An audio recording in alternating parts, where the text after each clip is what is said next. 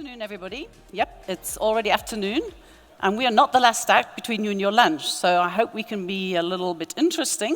In fact, we've had a very interesting morning. We've been learning about toss and toilets and women on top.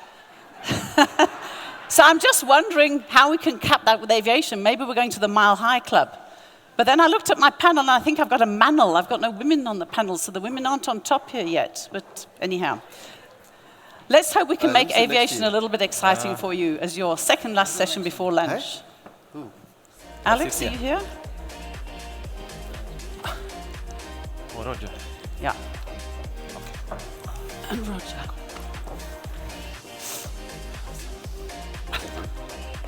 So, in no particular order, we have a fantastic panel. So I'm going to go through their pedigree for you. The one shaking hands with everybody, Rodger Foster, who is CEO and co-founder of Airlink. Actually qualified in the building and construction industry, and he worked there for a while, but for some unknown reason, 32 years ago, decided to start an airline. So maybe we'll ask him a little bit about that. Then we have, second from the end there, this is the order on I've got people, Dr. Alex Stancu, he's with IATA. 18 years with IATA, so again, a really long pedigree, knowledge of the industry, and he's been head of the region for South and East Africa for 6 years. Tebogo, he's in the next but one here. Tebogo Tsimane, he's a survivor, guys. He's been with SAA for more than 22 years. Okay, General Manager of Operations, so congratulations. That's what it said on LinkedIn. Next, we have Wilson Tauro, KLM Air France. Also, long pedigree, 17 years with Lufthansa, and now he's been with KLM France for a number of years as the country manager. 30-year career in aviation altogether. And then we've got Rammopo, if I pronounced that correctly. He's the CEO of Lanseria. Again, a little bit of a career change. He was actually in investment banking or investments for 17 years. He's a CA, he's a bean counter. We have a builder and a bean counter. Don't know if that's got a lot to do with aviation. But he's been with Lanseria now since 2015. 1, 2, 3, 4, 5, 1, 2, 3, 4, 5. That's it. That's everybody. I've counted properly. I can count to 5. So it's a little bit of an introduction. I don't think we're really going to talk about the impact of aviation. We're going to try and talk about what we need to do to bring the warm bodies on the aeroplanes into South Africa in the volumes that we need to meet our target, just the 2030 target of 15.6 million tourists.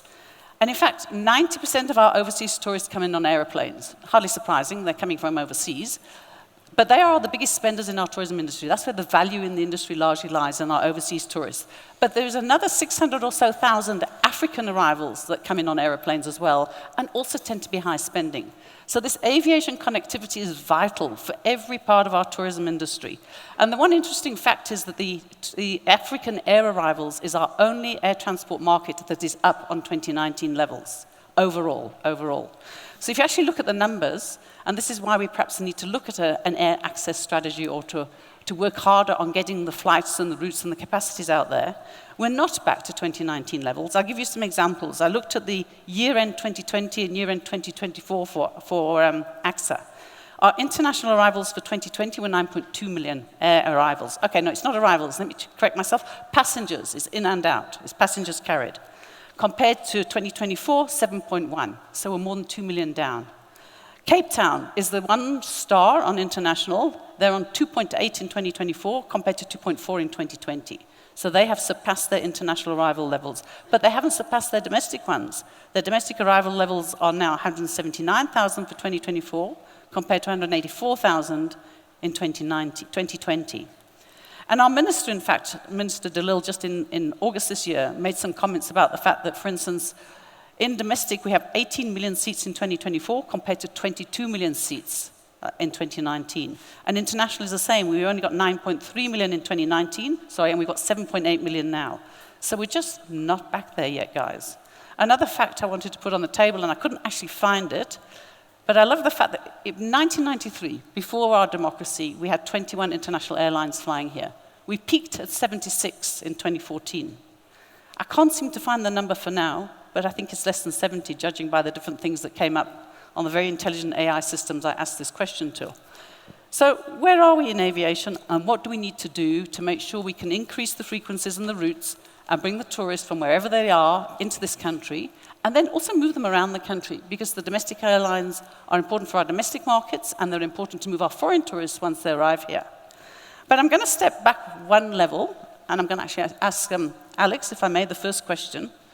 And I think this has a bearing, but we'll hear from him on our arrivals to South Africa as well, and air capacity to South Africa. The good old Yamoussoukro, you know that funny thing from 1988 that never really happened? Followed by the SATAM, the Single African Air Transport Market, 2018. Sort of slowly got to, I think, to 38 signatures, or 37 countries signed it. That's what I got on Google the other day. And now we have this thing called the African Civil Aviation Commissioner's Pilot Implementation Project for SATAM, which is started in, when does it say here it started? Anyhow, it's just started in 2022. Are we going to get this? Are we going to get a single African air transport market? And how important is it? Why do we need it? Okay, so a very good morning, or rather good afternoon, everybody. It's a pleasure to be here. Minister, Deputy Minister, colleagues, Captain of the industry, friends, I want to say. I believe this is a very hot topic, and I know it's very dear to many of you in the room. I would start first from a South African perspective. If we are doing enough when we look at the Yamoussoukro decision, and we also need to acknowledge first that South Africa has made commendable strides in promoting air access and air connectivity, particularly in the wake of the pandemic. Now, the efforts to attract new airlines and also the efforts to increase the flight frequencies, especially into major international hub, Johannesburg, Cape Town, and Durban, are definitely steps in the right direction. But nevertheless, as you rightfully mentioned, we have 15.6 million passengers, tourists by 2030. So definitely there is more that needs to be done. My view as the first challenge would be the regulatory environment. And while South Africa has made some progress in this regards, there are still some complexities and I would say bureaucratic hurdles that can deter airline to expand routes to the country. The regulatory framework would need to be more agile, more seamless, and will need to facilitate the entrance of new airlines as well as the expansion of the current existing ones. Another challenge that I would like to put forward would be related to the bilateral air service agreements. And here South Africa would probably need to look on how it can expand and modernize these BASAs, the bilateral air service agreement. These agreements should be accommodating and encourage a free market and competition that would definitely lead to more frequencies and new routes. One example would be for South Africa to look at open skies agreements, which is the SATAM or other open skies agreements in other parts of the world, as a matter of fact, and in other regions, that could provide a model for South Africa to follow and maybe even champion. And last, maybe my last point here would be for an internal alignment of all these efforts with the country's broader tourism and economic strategies. And this basically will be key, as by creating demand through targeted marketing and global marketing campaigns, South Africa can indeed stimulate interest from both airlines and passenger alike, and will make it a more attractive destination. So again, it's more to come. I believe that we are referring a lot to South Africa, but we need to focus more on a continent and the region as a whole, and see how we can have these kind of engagements that will create a conducive environment to move ahead with the SATAM. Thanks very much. You're sort of bringing me to my next question, which I'll throw to somebody on the panel. We were tasked with saying, should we have a national air access initiative? And in fact, our Minister of Tourism also in August said, she has developed, or we have developed, I don't know who the we is, a national air access strategy to present to Cabinet. I don't know why it has to go to Cabinet, but apparently it does. But anyhow, do we need a national air access initiative? And for those who perhaps don't know what an air access initiative is, I think Cape Town is a really good example. So I'm going to mention a few things about Cape Town. In 2015, when the airlines were not coming, well, there's various reasons, they decided a bunch of public sector entities and private sector entities to get together and create an air access initiative, which is a small team of people with a small budget. Private sector funding came from the likes then of Naspers, of Investec, businesses that sat in Cape Town and said, we can't have our head office in Cape Town if there isn't connectivity. And so they got together with the public sector, Westgrow, Cape Town Tourism, and various people, and subsequently the TBCSA has been one of the funders as well. I think Soko-san were in those days. They created an incredible partnership that offers, I'm going to use some of their words, dedicated intelligence to develop the business case for an airline to fly a route to Cape Town. So they go and they woo the airline with, they trawl through data, they buy a lot of data. And then they offer marketing support. They assist in getting media attention, exposure and promotion campaigns, inbound and outbound trade and investment missions, organizing media. And you know, their accolades are long, but since the 3 years prior to COVID, they've achieved more than they had in the 5 years after 2015. So from 2015 to 2020, they got 15 airlines launched, 15 new routes. Since March 2021, 16 airlines initiated or announced 18 new routes into Cape Town. And I'm sure all of you know some of them. Airlink is one of the ones that has been some of the new flights there. And in fact, I got a hot off the press. This is their presentation from 2 days ago as an update. This year, this is what they've achieved. And by saying they've achieved it, it doesn't mean the flight's happening. It means the flight has been agreed to. So some of them are coming next year, some of them are coming later this year. 1 new destination, 10 route expansions, 1 new airline. They said 1 recovered route, Centelina. I'm not sure if it was recovered. You were half there, I think, but anyhow. And a few new services. That's just 2020, 2024. So that's what air access does. It doesn't just sort of knock on doors and try and talk to a couple of airlines. It's a very dedicated approach to getting airlines to fly the routes you want them to fly when you want them to fly. And in fact, there's a big route conference about to happen. The World Routes Conference is in early October this year. And South African Tourism, who also partner with Cape Town Air Access, and I should mention the other 2 initiatives in South Africa are Gauteng and Durban have an element of air access, Gauteng within GTA. They're off to World Routes Conference. We've got a pavilion, and they will be wooing the airlines there. So that's what an air access initiative is. Do we need that in South Africa at national level?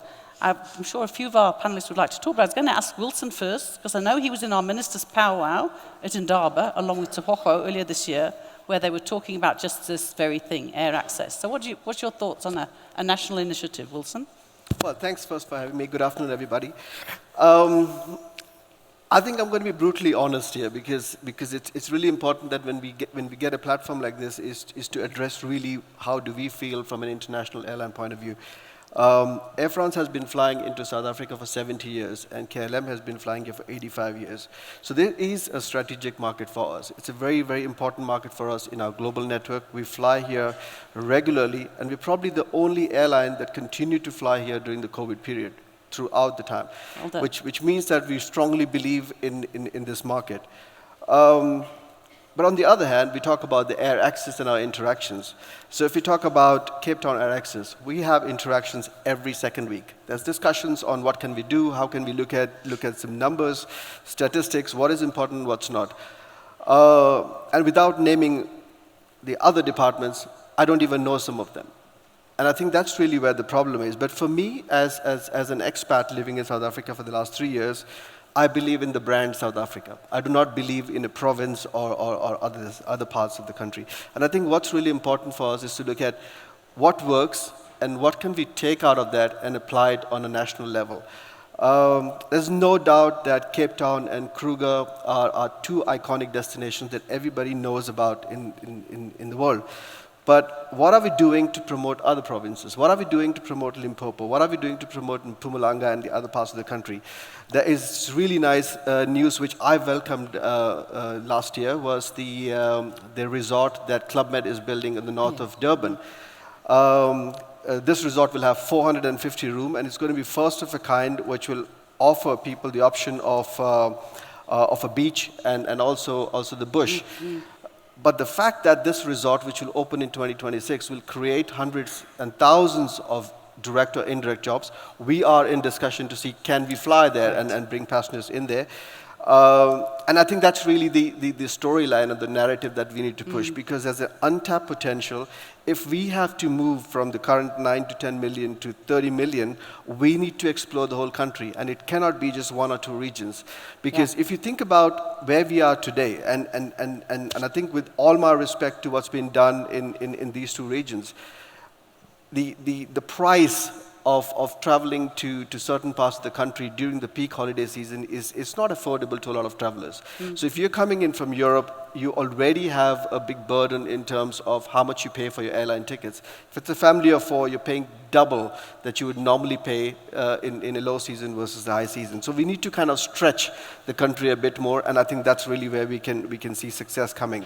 So as an airline that really believes in South Africa, we're looking at different partnership models, and I think we're also looking at how can we support not only from an international travel point of view, but also the youth and people living in these regions in terms of getting them into the workforce, giving them the training, because I think tourism is the only sector that can employ both skilled and unskilled labor. It's an easy fix, because you have with one flight that comes in, brings in hundreds of direct jobs, but thousands of indirect jobs. And I think for us as an airline, it's also about what are we going to give back to the communities we serve. Sure. And for me, it's not about 1 or 2 provinces, but really looking at the whole country. And I think a national air access can solve that. Thanks very much. I really like your approach there, because that's why I would say we need a national air access. You have to sort of sit at the top and say, what do we need for the country? For the country, perhaps we need international flights into Port Elizabeth, Gqeberha, or into Durban. And if you're touting for Gauteng province doesn't only care about Gauteng, because Gauteng is the hub for the whole country. So you're driving what traffic comes into Gauteng for the country, not for the province. So there's a reason to do it nationally. But thanks very much. That's very interesting. And I love the impact in terms of jobs, which we all know. I think we love our industry because it's one of the best for creation of jobs and employment. Rodger, I'm going to go over to you. So Airlink. Airlink is the longest surviving scheduled airline in South Africa now, after Comair's left the playing fields. And I think actually the largest route network of any South African airline at the moment. You've got, by my count, 15 international routes and 16 local routes. So you're going to lots of places that other people don't realize there's flights to sometimes, because they don't go to Shishen, or they don't go to Hoedspruit, or they don't go to Uppington very often on aeroplanes. Amazing routes. You got divorced from SAA after 23 years, I think. So you were in an alliance with SAA and previously SA Express. So you've done very well by yourselves since then, and obviously there was reasons for the change with SAA. What's the secrets of your success? What makes you choose a destination, or what makes it easy to get into a destination? So I noticed, for instance, you've got 3 flights into Tanzania. You've got Zanzibar, you've got Dar, and you've got Arusha, I think. I hope I'm right. So why 3 flights? Are they nice to you there? What do they do to get you to fly there? Well, in fact, you're asking lots of questions, so I'll try and pick them out one by one. No, what's the secret of your success? I think, firstly, we're not the longest standing man. It is, in fact, my colleague next to me here, Tebogo, South African Airways. Oh, private, yeah. And, for me, it's a privilege that I've been at the helm of the ship, as it were, or the control yoke, if you like, of the sharp end of an aircraft for the last 32 and a half years. And the fact that Airlink is where it is today has been a matter of passion and dedication and commitment and determination, failure never being an option, and so on. So there's a lot to it.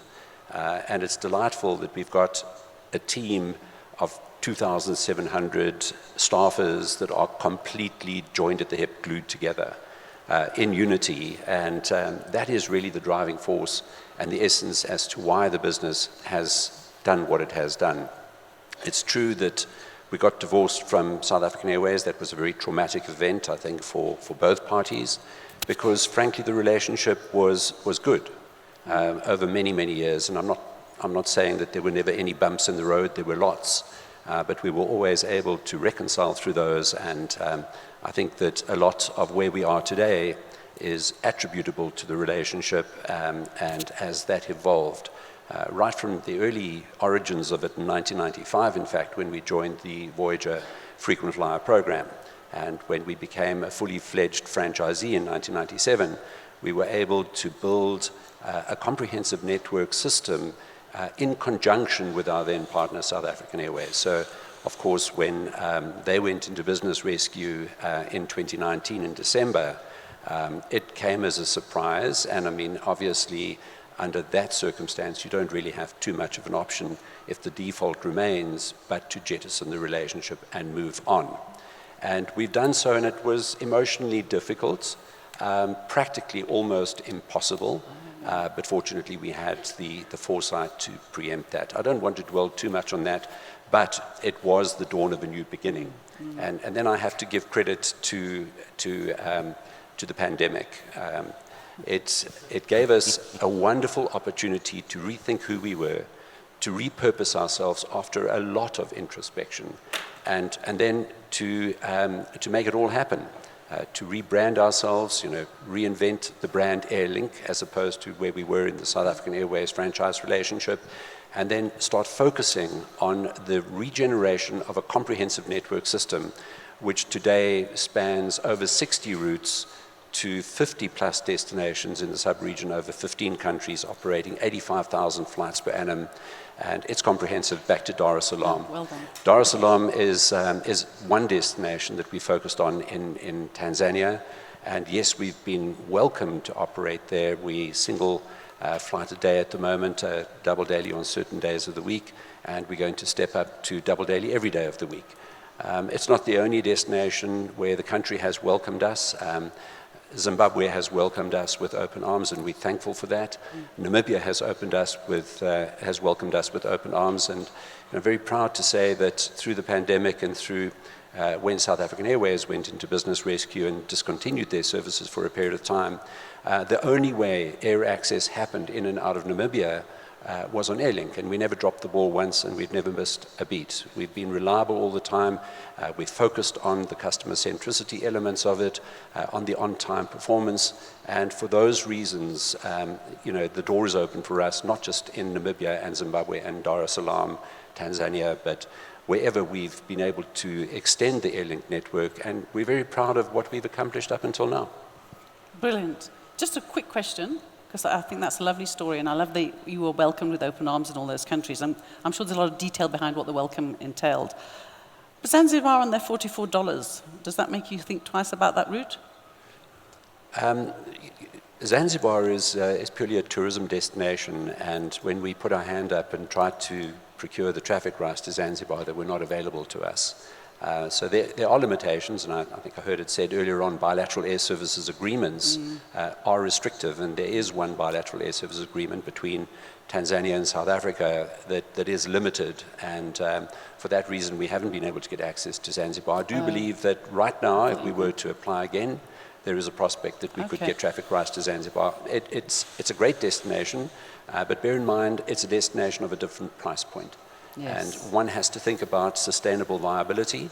The kind of aircraft that we operate at the moment, around about the 100-seat mark, don't produce unit costs as low enough as we would need to in order to attract the kind of tourism that needs to go to Zanzibar. Okay. So it's not really a market that for us in the short term is directly on our radar screen. In time to come, when we operate larger gauge aircraft with lower unit costs, we would be able to make sense of the revenue that we would be able to sell the seats for on a route like Zanzibar. Thanks very much. Going to move on to Rampa and Lanseria. We haven't really talked a lot about airports, so I was wanting to touch on some of the things that are impediments for the airline industry. But sometimes it's airport processing. Sometimes it's things we haven't got AXA here, like why haven't we got e-gates yet at AXA? But Rampa, tell us a little bit about the growth of Lanseria. Really, it was a municipal airport once upon a time before you guys took it over, I think, in 1991. You've had some ambitious improvements over the years, but you've got some really ambitious improvement plans that I see on your website there. So just give us a bit of a story. I saw the vision is 40 million passengers by 2050. Thanks, Gillian, and good afternoon, ladies and gentlemen. We are a private international airport, one of the two international airports privately owned in South Africa. The other one is KMIA. And you're right, we've grown phenomenally in the past years. In fact, pre-COVID, we were doing good passenger numbers, about 2.4 million passengers per annum. At some stage, we had 3 airlines operating at Lanseria, the Kululas of this world, Mango, as well as Safe. Unfortunately, COVID was devastating on our business, as it was, in fact, in the tourism industry. And with that, we learned some good lessons. We decided that strategically we need to diversify our business. So we are focusing, we're entering other markets that we have not actually been involved in. But we recognize also that as airports, we play a critical role in enabling growth, I think, as well as tourism as well. In fact, I was talking at one of the conferences that's taking place in Johannesburg, the Aviation conference, and I was making an example about tourism. I'm very passionate about domestic tourism, and it's one part of this conference that I would like to actually hear people talking more about it. In fact, in the region, there's a lot that we offer as Lanseria or just in that region. And I was giving an example at the conference about the attractions that we have, the tourist attractions that we have, and the need for us to work together as the airports as well as the tourism industry, the tour operators. What we've done to date, Gillian, is that we've entered into a number of memorandum of agreements with various tourist operators in the area. Okay. And our idea is to promote the region. I was saying to the guys, I mean, if Cape Town can offer wine tasting, we can offer strawberry tasting in our region. One of the largest strawberry farms that I didn't even know about. Strawberry? We have a cable car. We don't have Table Mountain, but we have Mahalisbeck. Yeah. So we can do a lot of things in terms of collaboration with the tourist industry. As the airport, I suppose for us, we need to invest in our infrastructure. That's quite key, and we've been doing that. We have a very robust capital program for the next 5 to 10 years. AXA, on the other side, they announced about 21 billion rand of capital program for the next 5 years. We don't have 21 billion rand. At least I was asking them to give me 10% of that, and I'll do a lot of things with that 2 billion rand. But we do have a program in place. We have a program to expand our terminal building. Currently, our capacity in terms of passenger numbers is about 4.5 million passengers per annum. And we're looking at growing that to 6 million. By 2030, we think we'll be at 6 million passengers per annum. And our connectivity is mainly domestic as well as regional. So for us, regional tourism is where we would like to play. I'm here to make new friends, to establish relationship so that we can collaborate with one another. You spoke about air access as well, Gillian.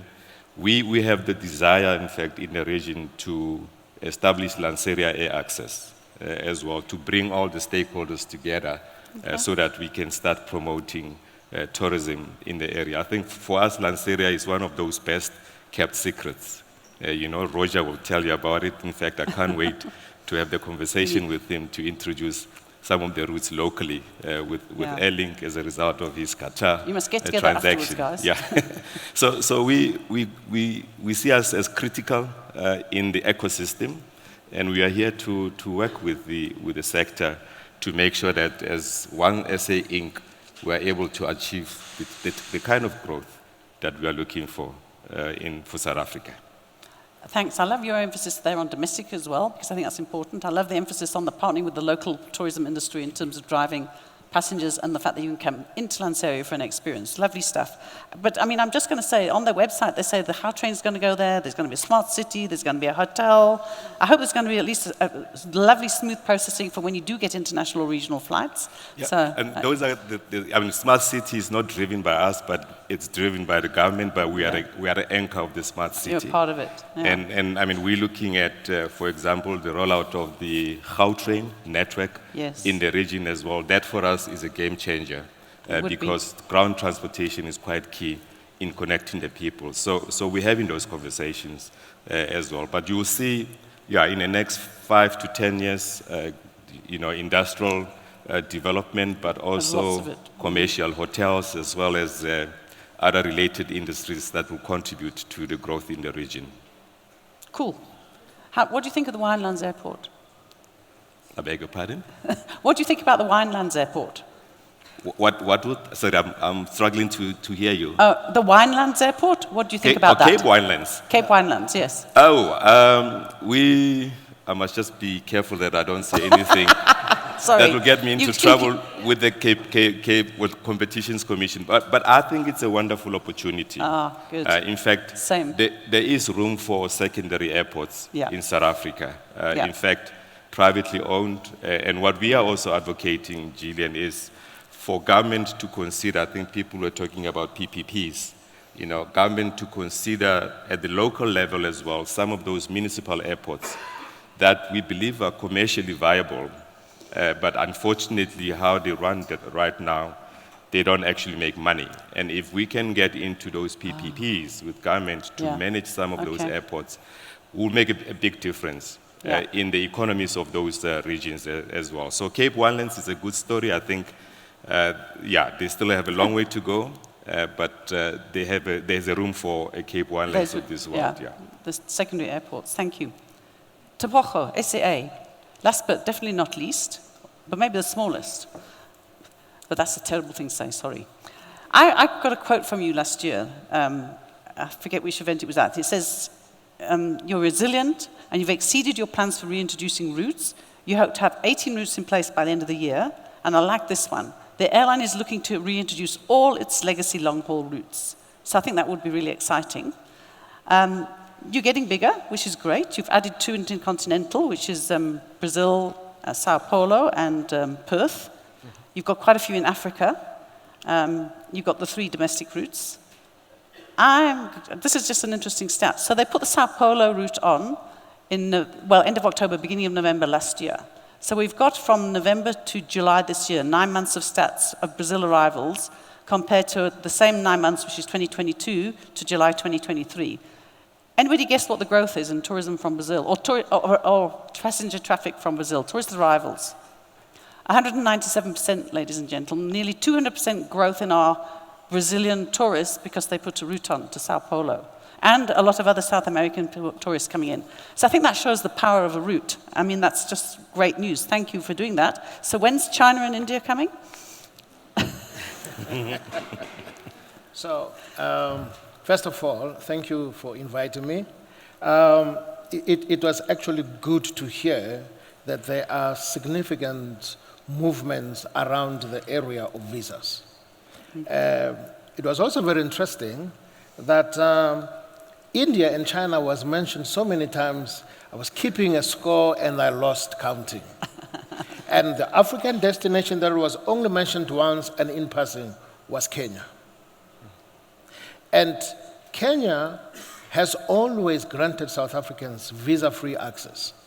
It is only now, many years later, that now Kenyans are now getting visa-free access. And we've seen the numbers from Kenya also skyrocketing. So we need to see this all over the continent. Now, we have been growing deliberately in the continent. There are some routes that we are going to start this year in the continent, and we have chosen to be slow with domestic. Domestic has an issue, and that is we no longer have Airlink. So we need to replace Airlink. All right? You've also got to talk afterwards, huh? We no longer have SA Express. We need to replace SA Express. So that is the one other area that I'm very excited about, that in the coming months, we'll be announcing some things there. But where do we believe that we are best? It is in the continent. And then some of the long haul. Of course, I get a lot of people saying, when are you flying to India? And I said, but we flew to India before. In fact, there were 3 airlines that flew to India. And we were the last to pull out of India. It is an incredibly difficult market. But with the visa regime that we've just heard, when it is implemented, I think it's going to be a game changer. And it's definitely a destination that we are looking at. With regard to China, we are busy working on our China strategy. And then, of course, you've got all the other routes that we have to, at some point, go to. But at the present moment, our growth is focused on the region. Region first. Densify the domestic, the routes that we are already flying, and hopefully we will be able to have our code on a lot of other tertiary and secondary markets sometime next year. And then, of course, also increasing frequencies on the current long-haul routes that we are operating.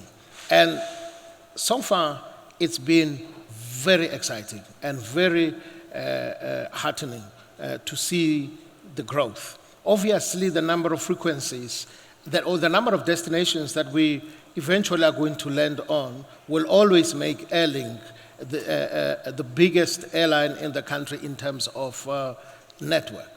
But we also have something that is going for us, and that is the available seat kilometers. We're flying bigger aircraft, we are flying longer stage lengths, and we are bringing a lot more passengers. By the way, just as much as the Brazilian passenger numbers have grown, somebody from the Sun Park was telling me that the moment we put in the Perth, the numbers exponentially shot through the roof as well. Yeah. And that is the kind of work that excites us. That is why you need an airline like South African Airways to go fetch those passengers overseas and bring them here. And then we have other airlines who will then distribute them to particularly important markets that to this day have not been properly served.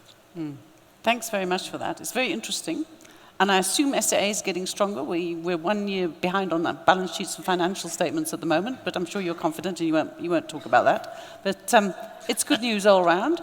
I do think there's a sadness in I've watched SAA over many, many years, and unfortunately a lot of money got sunk into SAA with little effect. If we just use that money to have SAA as a national airline serve the national interest, and perhaps run in profitable routes, but because we want the India route, we want the trade routes. So trade and tourism in the national interest deserve a bit of money sometimes up front, and government could do that, but we've probably missed that boat. Just, we're probably out of time. Oh, it says time's up, and everybody's had a chance to speak. I don't know if we're supposed to allow a few questions from the floor, or where's my moderator? Or we'll carry on. I'm going to be tough now. Just briefly touch on carbon neutral, greenwashing. So the airline's approach to becoming carbon neutral, and Wilson, I'm going to pick on you for this because I think KLM just lost a big court case and they were deemed to have greenwashed in their advertising by trying to make passengers think that it was fine to fly on KLM and they weren't being carbon emitters. But really the question is, when are the airlines, I've got 3 airlines here, when are we going to see biofuels or whatever it is, when are we going to be able to see a reduced carbon footprint in airlines? Wilson? I've got 3 airlines, you can all talk.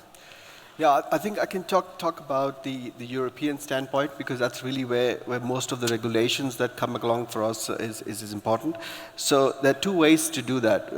We saw in one of the previous presentations that globally today air traffic brings in 3% of the CO2 emissions. And this number is going to continue to grow, and if we do not do anything by 2050, we're going to be around 24%. So how do we do it? Obviously, there are 2 ways of doing it. Either one, you buy new aircrafts which are more fuel efficient, but then there's also a lot of discussion on sustainable aviation fuel, which I think is also used by a lot of airlines. We use roughly 1 to 2% on all our fleet in terms of sustainable aviation fuel, but the issue today is sourcing SAF. The price of SAF is nearly 8 times higher than what it is for normal fossil fuel. Do we then pass it on to customers? If we do that, then we are not competitive. Yeah. So there's obviously this whole situation about how do we gradually do it. We have a lot of programs in place where we invite our corporate customers to offset their CO2, so they can buy SAF, and that becomes a part of their own offset. But it's a long journey. I think it's something that will take time because today there's not sufficient SAF for all the airlines to use it. What's really good is that South Africa is one of those countries that is very closely in discussion with the European Union in terms of production of SAF. So I think if that happens, that already elevates us in a different position. But I think it'll be nice also from an airport point of view to kind of bring these kind of discussions and to say, okay, what can we do in the other areas? For instance, the trucks that push the aircrafts. Can we bring some sustainable measures in these areas? I want to give you a good example where today we struggle in terms of bringing certain changes purely because the infrastructure doesn't support it. So when our flight leaves from Amsterdam to Cape Town, the closest alternative airport is Johannesburg, which means every flight that departs from Paris or Amsterdam to Cape Town has 2 hours of extra fuel every single day. And of course, that increases the weight of the aircraft and impacts everything else. So there's obviously, a bigger, it's not only up to airlines, but you need to have a lot more involvement from other stakeholders as well. But you're right, it's difficult. Netherlands is particularly very, very stringent, even more so than the EU. And there's constant discussions about reducing capacity in Amsterdam for 500,000 rotation to 440,000. And it was quite interesting when someone brought the discussion up earlier. If you have to come to South Africa, you have to fly. There's no other way. Yeah, and flight shaming is a real thing in communities in Europe and the USA in terms of telling people you shouldn't take a long-haul holiday. It's a bad thing. So and I think that, that flight shaming is coupled with over-tourism, that tourism is becoming to have a bit of a bad rep, and we need to just look at that and be ready to mitigate it. So, Rampa, are you going to be able to, with the secondary airport, say it doesn't need to carry all that fuel? And then, so I think there's opportunities for e-vehicles on all airports, is there not, to do everything? Is that something you're looking at Lanseria? Is there other ways you might look at sustainability in your airport? Absolutely. I think green technology is what we are all embracing right now. In fact, most of our programs, capital programs, are structured in such a way that they follow that kind of principle. ESG is paramount. So we are looking at converting, for example, our multi-story package to include parking for e-vehicles. As well, we're looking at access, doing as well solar technology or solar PV installation, working closely with our current airline operators as well to find ways and means to reduce our carbon footprint. I think we're talking net zero carbon footprint by 2050 through ICAO and IATA as well. I'm not sure that we're going to achieve that by those timelines, but at least the commitment is right there as well. So as airport, we're working closely with our partners to make sure that whatever programs we are working on rolling out are actually more focused on green technology as well. Rodger, is carbon neutral on your radar?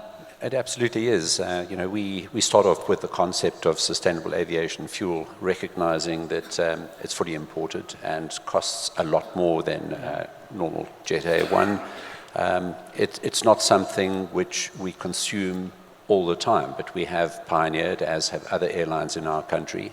That's not really where our focus is at the moment. Our focus is minimizing fuel burn, optimizing the efficiency of our general flight operations, working in conjunction with our air navigation services provider, where we have had some great difficulty in recent times, which have brought about some inefficiencies in the system. Holding patterns when approaching airports, queuing at the holding point ready for takeoff, not allowing intersection departures and that sort of thing. Those are the areas of the low-hanging fruit that we can pick in conjunction with the other service providers and the infrastructure service providers of the industry. And it's a mammoth task. As I say, we'd made a lot of progress up until around about the 20th of July as an industry. And then we've just recently suffered quite a big setback in that regard. And it's an area that I'm personally involved in on a day-to-day basis together with my flight operations department, just to make sure that we minimize the impact in the short to medium term until those issues become normalized. I'm talking about instrument flight procedures. I don't want to get into the rub of it, because it's a complicated subject.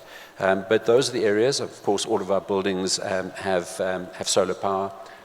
We aren't totally off-grid because you still require grid power to power up certain things, but we do our bit as best we possibly can. We also encourage our handling service providers like Menzies, for example, at OR Tambo, to move over to the EV regime as quickly as they possibly can, and they're doing that.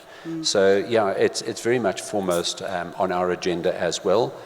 Mindful of the fact that we have a boat to row, and that is, the business that we're in is transporting our customers from point A to point B as effectively, as efficiently as we can on time. But this is definitely part of the long-term program, and we're in it at the moment as well. Thank you. What I love from both of you, or from all of you, is that there's a lot of things that we probably haven't thought about, such as air traffic control can actually reduce carbon emissions by being efficient. I mean, there's lots of, so you're saying, yeah, low-hanging fruit. I also heard at one stage that they were talking about the equivalent of a vehicle that's a tug, but it's an e-tug for the planes. So you get the plane e-tugged out and e-tugged back after it's landed. All of that taxiing can be by an electric tug. I don't know if that's happening. Can I just give a very quick example of something which is very exciting that is happening? So we're working together with AFRA on a direct routing regime instead of following airways and waypoints between Nairobi and Johannesburg, and we're doing it in conjunction with air traffic navigation services, with air traffic control. And, even though one thinks, well, what are you going to save? Maybe 10 minutes, 15 minutes every time you fly a 4-hour sector to Nairobi. The bottom line is when you add up the fuel burn in kilograms multiplied out by the frequency, it becomes a big number. And, just to put that into context, we do 88,000 departures, 85,000 departures a year. And if every one of them has an optimized climb out, we may save 100 kilograms every single time we depart, multiplied by 85,000 times per year. So complex. And that 100 kilograms translates into, 150 liters each time, and multiply that out by the rand value. It's about a 40 million rand onto our bottom line each year. But less carbon. The green side of it is enormous. Fantastic. Tebogo, have you any quick comments on sustainability? Because I think we're out of time, but or carbon neutral? There's no doubt that we are going to have to get there at some point. Obviously, the sustainable fuel, aviation fuel, is a different story. Still very expensive, but there are many opportunities on the ground. On the ground. Also, we have a lot of real estate. Those roofs, there should be. We are working on a plan to move completely solar. Our partnership with our ground handlers, and as Rodger was saying with regard to optimal flying, not only does it help with reducing carbon footprint, but we are saving money as well. Yeah. There are just too many unnecessary waypoints. Win-win. Thanks very much, gentlemen. I just want to throw a couple of things out here as well. We really do need to look at our air access because there's competition, on the continent, Rwanda is building a new airport for 8 million pax. Ethiopia is building a new airport, which they say will handle 60 million by 2029, and the long-term plan is for it to handle 110 million. There's a lot of competition on our continent, and we know, those of us in the tourism industry, the whole of East Africa is also very competitive in terms of inbound tourism. So where's the aviation going? Where's the inbound tourism going? We need to fight to get it here. We need air access, we need to partner with each other, and I think we do really need to look at it from a national level. And we've touched on some of the things that are impediments, the bilaterals, the visa regimes, and the need, obviously, to become carbon neutral in the future. I think there's some of the things we haven't necessarily touched on enough, but there's a lot of tech in terms of processing people. So you might as well you've got the visa, you've got the passport. Please, we need e-gates that work. I've got nobody from AXA here, but we need e-gates. So when you've got your passport or your visa, it just goes straight through. But lots to ponder on. But thank you very much, panel. I think you're all brilliant, and I appreciate your contributions. Thank you. Thanks. We do have time for 2 questions this time around. Anybody with burning? Okay, I have one hand here. So is there another? Yeah, one. Okay, we'll take 3 because DM also has a question, and technically I need to then take it. So we'll take 1, a DM, and right there at the back. I'm coming through. Perfect. Thank you so much. It's Hulisani Tabera from the I've got other African questions as well. Association of Visitor Experiences and Attractions. I understand the competitive elements about aviation in South Africa versus the rest of the continent. South African. But I remember something that Rodger said, I think it was at Indaba, and Rodger will correct me if I'm wrong, but he mentioned something like out of the 1.5 billion of the African population, only about 2% is actually flying currently. Get rid of it. And that, of course, is a massive opportunity. And my question is, what needs to be done for us to unlock that? I mean, I remember that during the pandemic, as an industry, as a whole, we spoke a lot about promoting intra-African and regional travel. So from an African total regional perspective, what do we need to do to unlock that? Because, yeah. The question is to anybody, airline or the airports. Anybody can answer that. Thanks. Everyone or the airport. Can I ask that one of you answer that while I get the microphone to the back? She says any one of you can answer that. So there is a lot that needs to be done. First of all, we need to implement SATAM. Two, we need to address the regulatory impediments that exist. It should not take us more than a month to get an aircraft that is registered in Africa to be allowed to fly on my registry here. It should be an easy process. Obviously, the visa issue needs to be addressed as well. There are serious airport challenges. By the way, more than 30%, we pay as African Airlines in the continent, we pay more than 30% compared to the overseas carriers on fuel. When you get to other African countries, it even gets worse.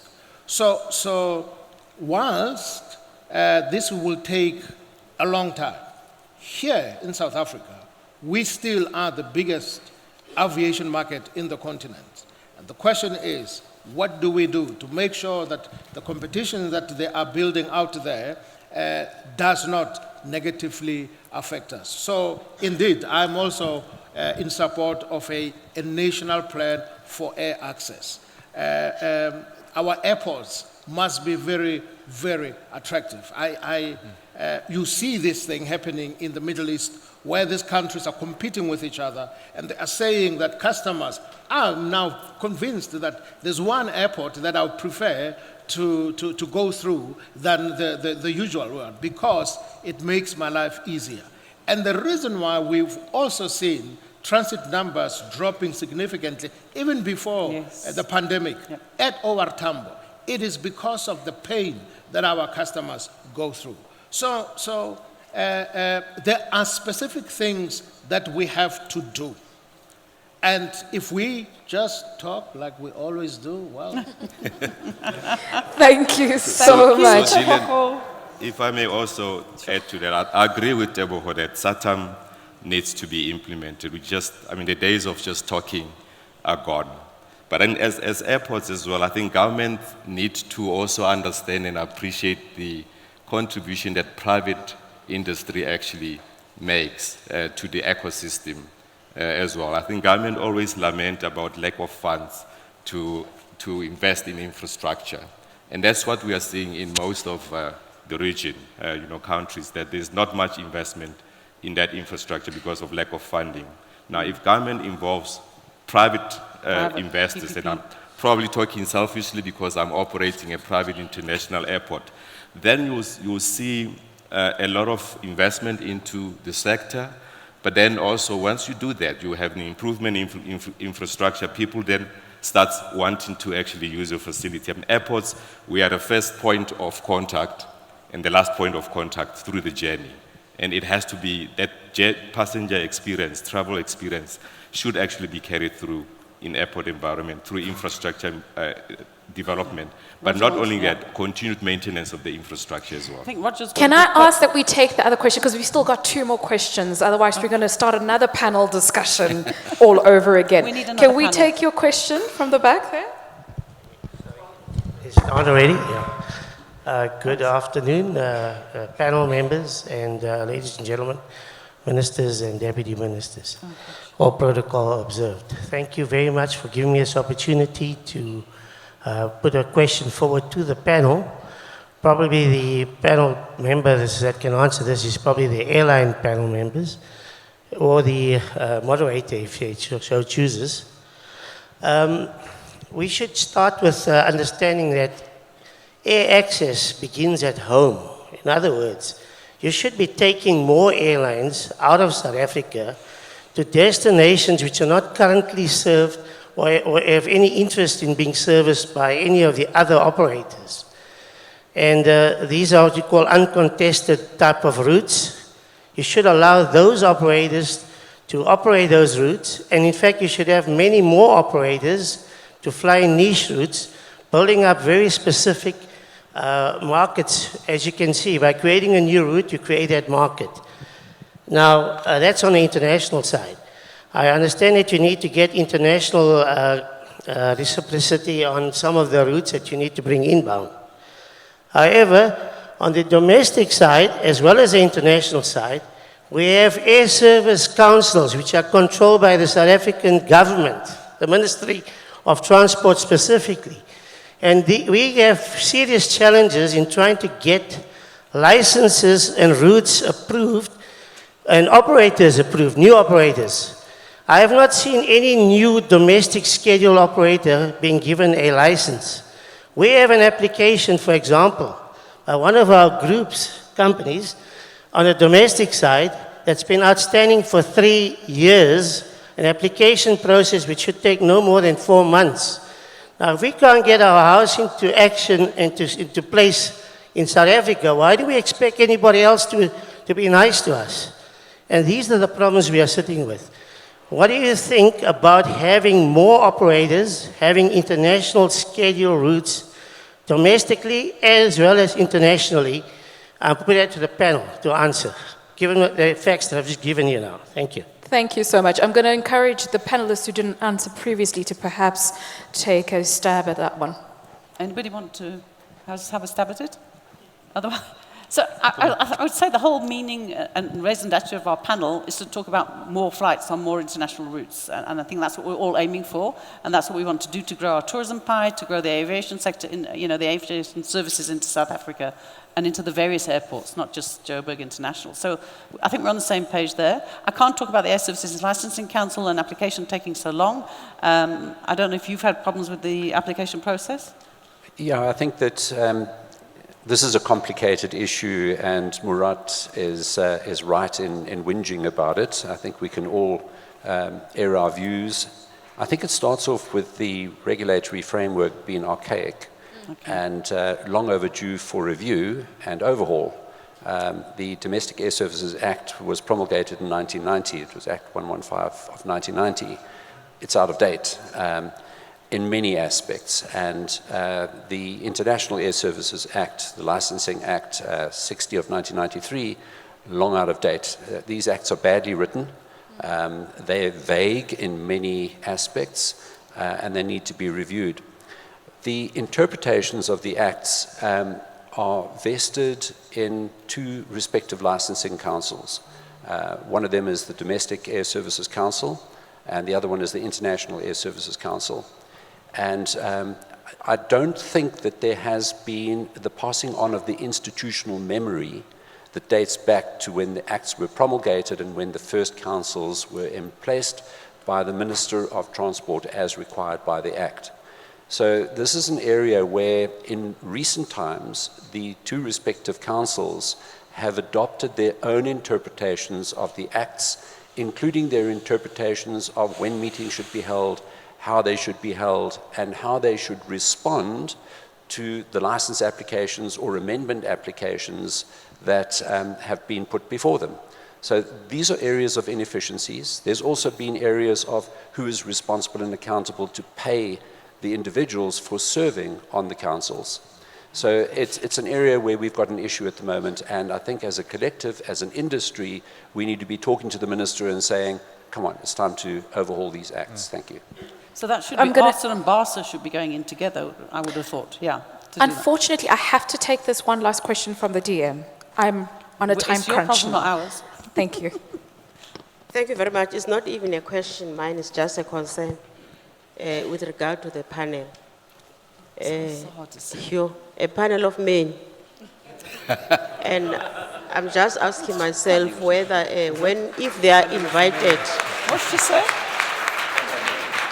if they are invited by TBCSA, you are getting a list of the panelists. When you get that list constituted of 4 men, I mean, really, don't you have women in the same positions?